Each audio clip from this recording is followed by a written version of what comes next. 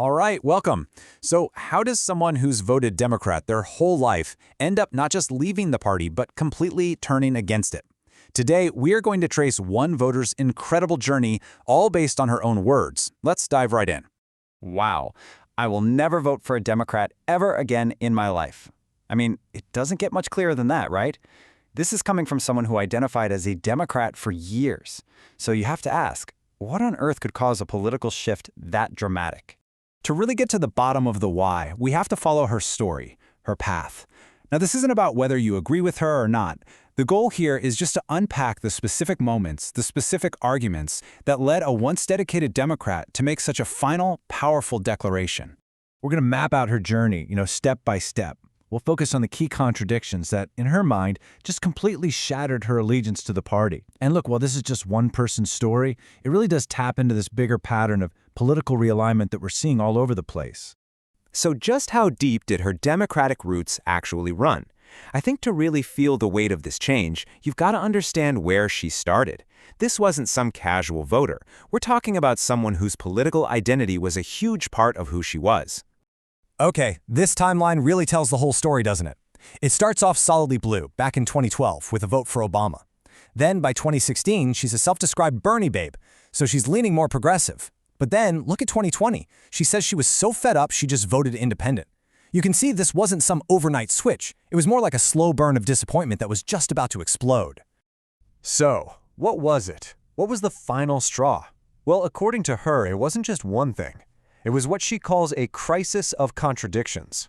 Basically, a whole series of ideas and positions that she felt were hypocritical, things she just couldn't make sense of anymore.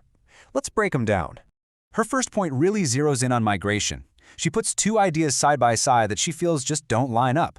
On one hand, the argument that America should feel ashamed for its history of stealing land from Native Americans, but at the same time, she's hearing that a modern mass migration isn't a problem. For her, the logic just felt inconsistent. Why is one a source of national guilt, but the other isn't? And she applies that same kind of consistency test to things like voting laws and equity programs. She brings up the argument that voter ID laws are pointless because the Constitution already handles it. But then she asks, okay, if that's true, why are new DEI, diversity, equity, and inclusion policies needed when we already had affirmative action? To her, it just felt like the rules were being applied differently depending on the issue.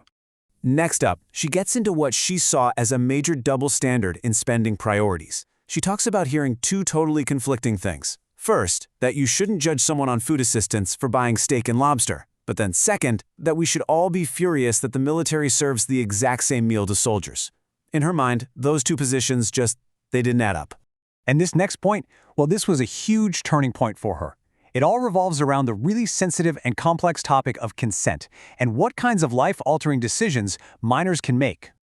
Okay, so here's the contradiction she lays out. On one side, there's the argument that abortion has to be accessible for minors to prevent a life-altering event they can't really consent to. But on the other side, there's the argument that minors are able to consent to other life-altering medical procedures. From where she was standing, the basic principle, a minor's ability to consent, was being applied in two totally different ways.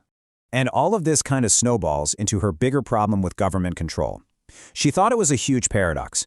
She was hearing that the government should be able to step in and override parents, while at the very same time hearing that the government is totally corrupt and in bed with big pharma and big food. The thing that drove her crazy was that the proposed solution to all these problems always seemed to be, you guessed it, more government. And for her, this feeling of being misled, it really hit home with a super personal example. She talks about buying free Palestine merchandise because she genuinely believed she was being tolerant and supportive. But later, she came to feel like she'd been, in her words, conned into funding a cause she now views very, very differently. You can tell this was a huge moral turning point for her. So, if you've completely rejected your old political home, where do you even go? Well, her search for an alternative led her down a pretty unexpected path and to supporting a political team-up she never would have imagined in a million years. Yeah, with her faith in guys like Obama and Bernie completely gone, she started looking around. And eventually, she landed on what she calls her new best-case scenario, a political partnership between two figures she saw as outsiders, Robert F. Kennedy Jr. and Donald Trump. So what was it that cemented this strange new alliance in her mind? It was a single news report. When she heard a story that Trump had personally called RFK Jr. about teaming up, that was it. For her, That was the proof. Not of some smart political move, but of a real, personal change. A sign that Trump was a changed person who was thinking about his legacy.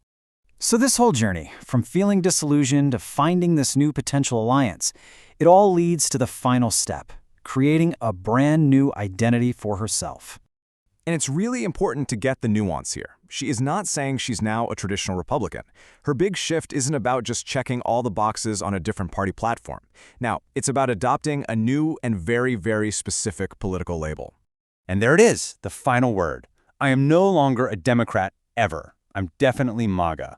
For this voter, that statement is the finish line of one political journey and the absolute, unambiguous start of a brand new one.